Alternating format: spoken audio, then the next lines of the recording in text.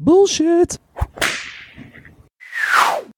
It's the No BS Marketing Show. I'm your host, Dave Mastovich. Our guest today is Josh Freeman, president and founder of CabbyGo, a new ride-sharing app that recently launched in Pittsburgh.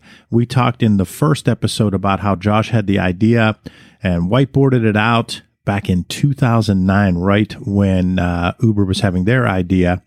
And then because he had never really built software and done a platform like that, he forgot about the idea for a while, then came back to it and developed a MVP, minimum viable product, and launched it on New Year's Eve 2012 in Pittsburgh, had a great response to it. And he's got some benefits for passengers and benefits for drivers. Benefits for passengers are the ability to choose based on price, rating, time to pick up, or vehicle type. You can actually watch the bidding, the driver's bid. There's no surge pricing. Upfront pricing is based on ride request. They have the ability to track drivers. Another interesting thing is you can use credit card or cash. So there are people that don't want to necessarily be tracked for everything they did and rather use cash.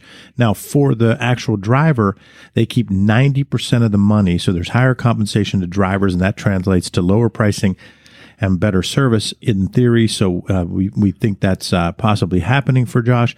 So Josh, welcome to part 2 of the No BS Marketing Show. Hi, thanks for having me. You've talked a lot about how you got to this point, and I want to give you a chance here at the beginning of episode 2 to maybe walk through your educational background and career journey to this point and what got you to where you were able to build a company like this and get this up and running and now growing.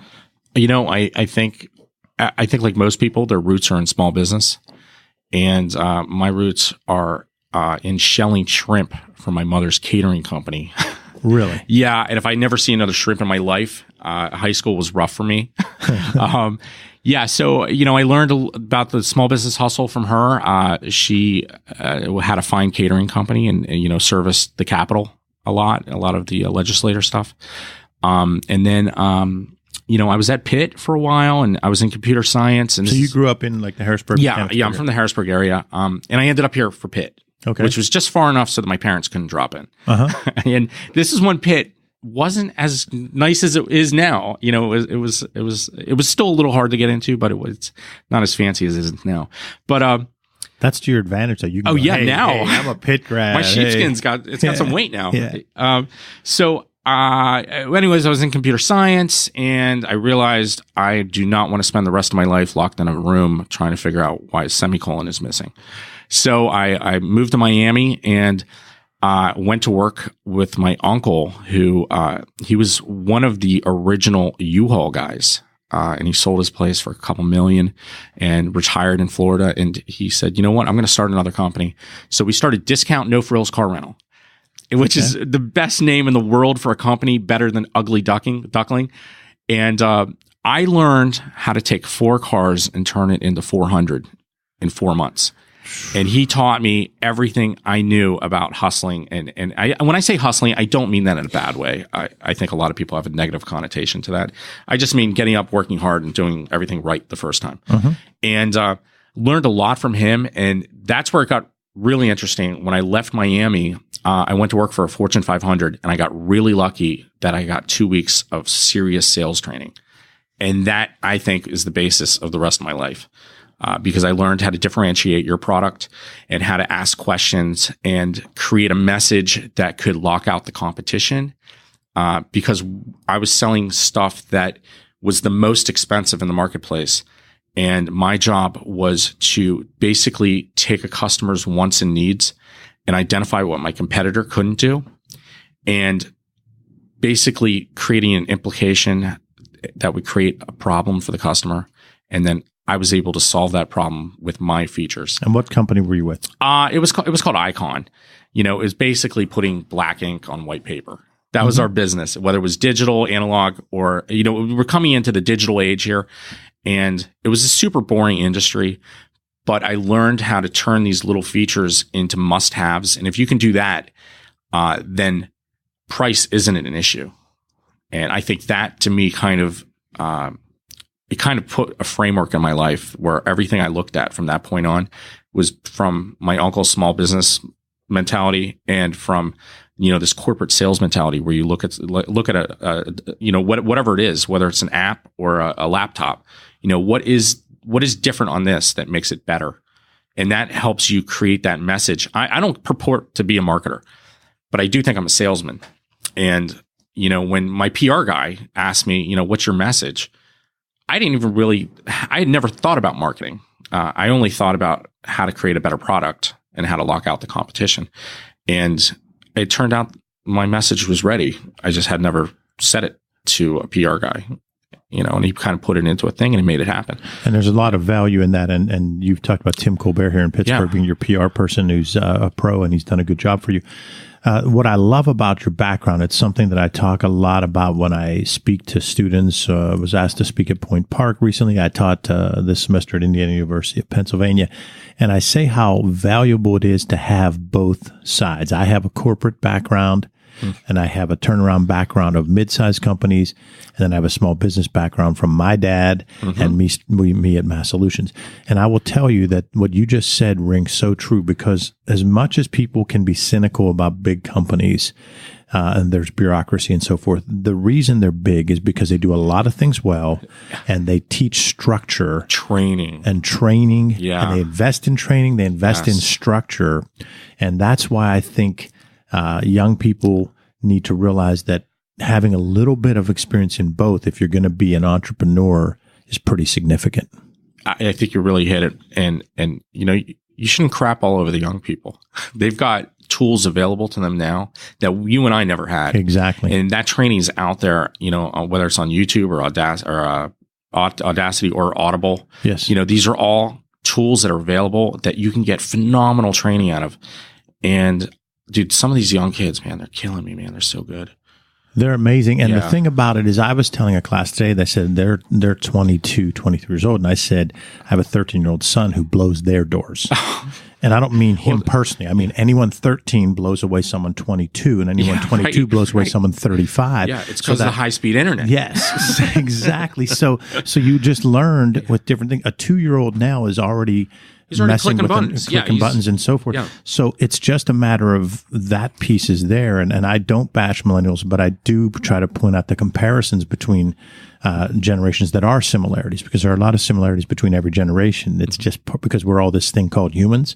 So like, as much as we want to say the boomers are this and Xers are that and millennials are this, there's still some core beliefs. Sure. So I was just saying that anyone, even someone 40 that's saying, I think I want to go live my dream. It's out there. If they've been all corporate, that's okay. But if they've been partially corporate, maybe a mid-sized company and maybe one small business, it's going to help them so much more. Because when I go out and talk to a CEO of a multi-billion-dollar company, I can talk that language because I was in a multi-billion-dollar company. But I can also talk to a CEO in a $20 million company because I can relate to that too. And that really helps. After years of wearing a monkey suit, you get pretty good at talking to corporate people, and you know how to keep your mouth shut, and you know what to say, and you know that they don't want to have their time wasted. Just get to the point. And I met some amazing, I was in India 3 times in the last year, and I was at a Jaipur startup festival, and I got snuck into the VIP room, and I met the CEO of the 3rd largest cell phone maker in the world. And I explained my app to him. And this guy was so sharp. Within 30 seconds, he understood everything. And I was happy that my message was on point. And I guess my point is, it helps to have experience to talk to people. Absolutely. That's it. Josh Freeman, the founder and CEO of CabbyGo, here on the No BS Marketing Show, which is brought to you by Audible.com, which Josh just mentioned that he uses. I use it. You can get a free audiobook download and 30-day free trial at audibletrial.com/nobs. Try a book like Real Food, Fake Food, Why You Don't Know What You're Eating and What You Can Do About It by Larry Elridge. Again, download it for free today at audibletrial.com/nobs. And you'll get it for free. Our 180,000 titles to choose from for your iPhone, Android, Kindle, or MP3 player. I'm passionate about Audible. That's why I'm passionate about them as a sponsor, because I really do believe that podcasts and Audible can be game-changing for all of us as far as a personal and professional growth standpoint. Well, I'll tell you what.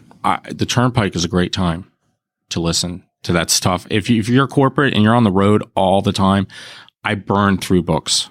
Yeah. Awesome. Yeah. I love it. It's a smart tip. So other than family, who are your mentors? You mentioned your uncle, but other than family, who are your mentors, and how have they impacted you? You know what? Yeah, my Uncle Robbie down in Miami was definitely up there. My mentors. That's a great question. I've got a gentleman that I helped. I was in the mortgage business for a while, and we specialized in subprime. And I had a seller who contacted me for a commercial deal, and he had a mobile home park. And, I was kind of pretentious about it. I was like, what am I going to do with this?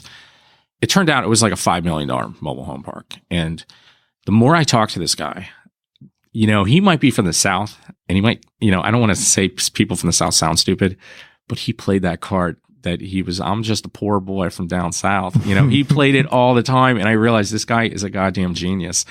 And he knew how to deal with people. I mean, he was just really another small businessman that built from nothing to something. Well, talk about that for a second, what you did there, because it's happened to all of us. I've been guilty of myself where I get a lead and I go, come on. Hey. And I go and I call this lead up and I go, oh shit, I was judging that book by its cover. You never know, and you get these leads and you got to follow up on everything no matter what. And you do it quick and you don't put it off and you don't play phone tag, get in. Everybody's got a different sales process. It depends on the product. With mortgages, you take an application, you run the credit, you put together something, you order an appraisal, title, close the deal. It depends on what it is, but I don't care what sales organization you're in, you always return the call. And you always, if you don't know the answer, you say you don't know, and you just tell them you're going to call them right back. And then you call your manager. Yeah. Or whoever knows the answer. Yeah, just get it done. But you don't bullshit. Exactly. You never bullshit. We all have had bad sales experience, so we then lump and say salespeople are this. Those are shitty salespeople. Yeah, but they're shitty salespeople. They're shitty marketers. They're shitty PR people. They're shitty accountants. They're shitty attorneys. So don't label entire industry. Right. But sales, PR, and marketing have all been lumped into this shitter bucket when it's only because our shitty people are noticed more than a shitty accountant. Yep. Yeah. I don't. When it's a good salesman, it doesn't even feel like sales. It's kind of annoying because you get to the end and you're like, what the fuck just happened? Like, this product's amazing and it does exactly what it's supposed to do and it's making my life easier. It's hard to hate a good salesman. You were just talking about Mass Solutions, right? Yes. Exactly. Josh Freeman, CabbyGo. We're going to talk more about CabbyGo, but first I do want to hit you hard because it is the No BS show. Talk about a learning experience when maybe you were a BS employee, a tough boss, or your communication was not what it needed to be. Looking back, when do you think you might have been guilty of some BS? I'm going to totally regret telling this story because it paints me in a terrible light. But we used to play wiffle ball on the street every day at noon. Mm-hmm. I basically ran a mortgage brokerage that was like a frat house. Okay. And we'd have a barbecue, we watch Family Guy, and we play wiffle ball in the middle. And these are all like college grads. Like, we're all just doing our thing, doing sales. The demo is mostly people in their 20s. Yeah. And long story short, I started using the wiffle ball bat as an attention getter in the office. And if I heard somebody on the phones saying something wrong, this sounds like Boiler Room. It's so terrible. I would whack the back of their seat. Well, one day, my best friend was doing sales and he said something and I whacked the back of his seat. And it was like 8 a.m. on a Monday. And we have our Monday morning sales meetings at like 9 a.m. And he threw his coffee all over me. And I realized I have turned into a total dick. Mm-hmm, mm-hmm. And he apologized to me and I apologized to him. And I never used the wiffle ball bat again. But I had to run home and change. So in that case, it was totally me at fault. So you learned that you were doing something that you initially did. It was funny. The first time you did it, everybody laughed. Yeah. So then you thought, okay, this is a way to make a point. And you did it again and again. And then you realized later that was the first time that was funny was once, and probably you could have left it at that. It actually worked. Yeah. But when I got coffee thrown at me, I realized this is not normal. Sure. It's not cool. Yeah. And luckily it was my best friend. So he didn't give a shit. I mean, he was pissed off, but it all worked out. And that, of course, that'll never happen again in case. And that was years ago. Years ago. I was just a young, dumb kid. It was my first corporation that I ever owned, and everybody was making money. It was great. But what other bullshit? No, that's okay. Yeah. You gave us one. I mean, you don't have to be too. Yeah. If you want to give another one, fine. But like you already gave one. That's cool. You admitted something there. You're vulnerable. I like it. I've worked for bosses that, I don't know where you stand on the political spectrum, but when I look at George Bush Jr., that guy's my hero, and I'll tell you why. Because if that guy could do it, anybody could. And I looked at the same thing with my old boss. I said, this guy is such an idiot. I mean, he couldn't do basic math in his head. And we're in the business of math. And I was just like, you know what? I can do this better. And that's what I did. So that's the short story. Mm-hmm. Yeah. Well, we are a product of our environment, and we've learned from good and bad bosses. And I've even had good bosses who did some bad things, but they are still, implementations or something went wrong and you learn from it. Or like a style thing like you had. Like, there's sometimes everybody gets frustrated. Okay, here's a great example. I'm a basketball guy, and LeBron James is phenomenal, and he's the first, in my opinion, in my lifetime, he's the first athlete to live up to the hype.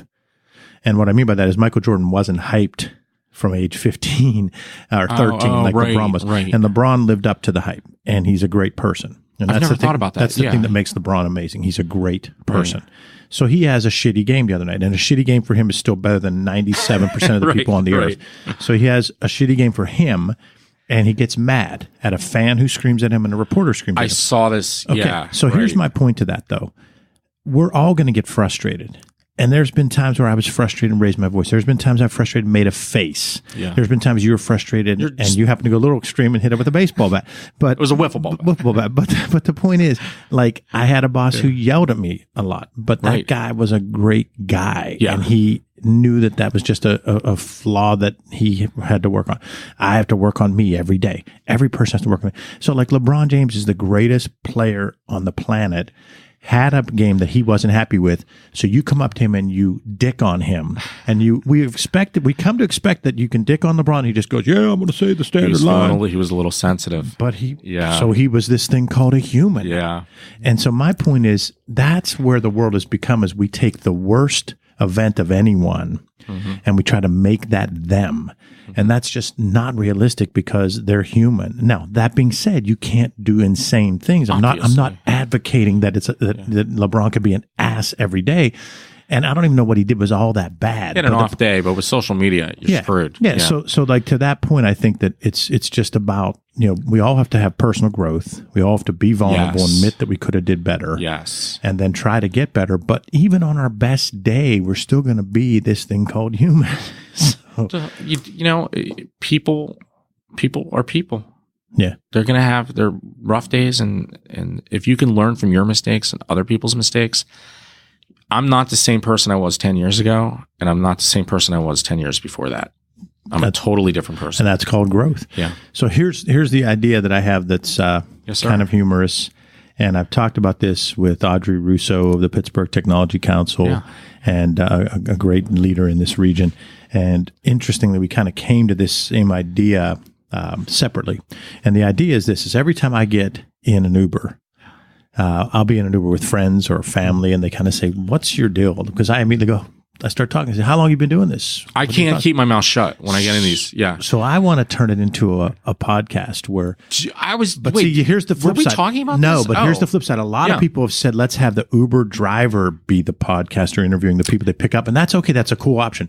But I think go the other way because a lot of people have talked about that because it gets them to be the get in and we'll tell you this. But I'm saying I'd rather go and ride with multiple Uber drivers or multiple CabbyGo drivers. Can I tell you about these drivers? And interview them. It's crazy. The drivers I meet. I meet former township supervisors. I've met corporate salesmen. I've met the entire gambit of drivers. It's insane to me. I don't know why I'm surprised. These are just people that want to make an extra buck. So interesting. So here's the way we do this. We partner on this, and we'll do the CabbyGo podcast, and I'll ride and interview people. Okay. And we have to figure out a way to get it sponsored and all that stuff because what it would be is you get in the car, and it'd be even cooler if we could somehow videotape it, which is This probably is much better than my speed date idea. Probably pretty easy. But like again, I just want to be the talent. Like Okay. like Yeah, Vince yeah, Vaughn yeah, in that yeah. one movie when he says, "I'm the talent," with him and his brother were the tour. They were the equivalent of Just Ducky. I just want to be the talent. I don't want to have to worry about any of the technological aspect or the promoting. But I get in the vehicle and I start talking to the driver, and it's pot luck. Like we do 5 in a row. We go to 5 different places. And You just see hit the what button. happens, because sometimes it sucks. Sometimes the interview's horrible, because I've done this like 50 times already. And sometimes it's like, how long have you been doing this? Year. And then it's one word answers. But that's okay. That's what'll make it funny. Yeah. So I think we got something there. Maybe not. Maybe it's a shitty idea. Maybe maybe, just maybe it's, but maybe not. All right. So when it comes to messaging, we have to understand both our why, our reason for being, and our customers' why, our reason for buying. We then need to crystallize that into one big idea, one memorable message or theme that makes an emotional impact on our target audiences. So for CabbyGo, this is your chance. You've been talking about it through both episodes, but this is your chance to really tell us what's your big idea. Drivers bid and you win. It's really about choice. It's up to drivers to make more money, and it's up to riders to want to save more money. And we try to put those two together. It's about choice. Drivers bid and you win. But there's another piece to it too. It's almost like drivers bid, you win, drivers win. Yeah, everybody wins. I mean, that's the best part. Once you choose that driver, you're both on amicable terms. The driver chose the pricing and you chose the driver. And that to me is the definition of a contract. And the driver, but to your one of your key selling points is that your drivers retain more of the fare, so they have to be more they have to be happier with that. I mean, you can't. There's no logical reason why that driver wouldn't be happier if they're getting higher pay. I have had I'm glad you brought that. Do we have time? Yeah. Oh, cool. Sure. You know, it blows my mind when I introduce CabbyGo to new drivers and they freak out and tell me it's a shitty idea. And I'm like, first off, you haven't even tried it. And secondly, you've been burnt so many times that you can't even get out of the mindset that there is even a possibility of rideshare being amicable to anyone. Like, these guys have been hurt so many times by current options that it's painful. It's like I don't want to draw an analogy, but yeah, they're battered. Yes. These guys they're damaged goods. Yes. These drivers are very upset, and they're so upset they can't even pull out of the hole. So, what was the question? We're with Josh Freeman, the president and founder of CabbyGo. We're having a lot of fun going off in all kinds of different tangents, so we're forgetting the questions, the answers, and really where we are. Josh, now's the time for you to help our audience pick a tool that'll help them in whatever way you want. It could be a tool to help tell their story or craft their message or communicate, but it could also just be a tool that makes them more productive. What's a tool other than CabbyGo? Because that's a tool they could use, but what's another tool? This is going to sound a little silly, okay? But when I was in high school, I was a total introvert. Like, it was bad. I in a million years, I never thought I'd be in sales, ever. And there was this book called The Fine Art of Flirting. And it sounds like a silly book, but for a kid in high school, it changed my life. And then after that, once I got into sales, there's this guy, Kevin, I forget his name, but he wrote this book called Getting Into Your Customer's Head. It's a classic Fortune 500 sales book. And it talks about buy knowing and buy learning, And I know I'm talking about sales here, but that's kind of, I'm into the psychology of sales. That's my thing. And this book was really influential on everything that I did from after 2000. Yeah. Okay. Changed my life. What was the title of the book again? Yeah, the book was called Getting Into Your Customer's Head, and I'm not plugging it. We're going to put that on the show notes. Oh, cool. Because we put all the tools onto the show notes. And then for our younger listeners, we're going to have the Fine Art of Flirting. Yeah, and that's by Joyce Jillson. And I think it's out of print, but I think you can download a PDF or something. But don't judge a book by its cover. Right, because look at the $5 million trailer park guy. Yeah, dude, exactly. So, great show, man. Yeah. Yeah. So, anything that you thought I would ask you, Josh, that I didn't? I think we hit everything. I'm really excited about launching Pittsburgh. Yeah. So, if there are any drivers out there, go to cabbygo.com and click on careers, and you can sign up for our background process there. And Tom at cabbygo.com will underwrite your file. And other than that, that's and if you're a rider of course, go to your App Store or Google Play and download CabbyGo, CabbyGo, CabbyGo. And CabbyGo, listeners, is, BSers out there, CabbyGo is a retro name. It doesn't mean a cab's coming to get you. It's playing off of the retro aspect.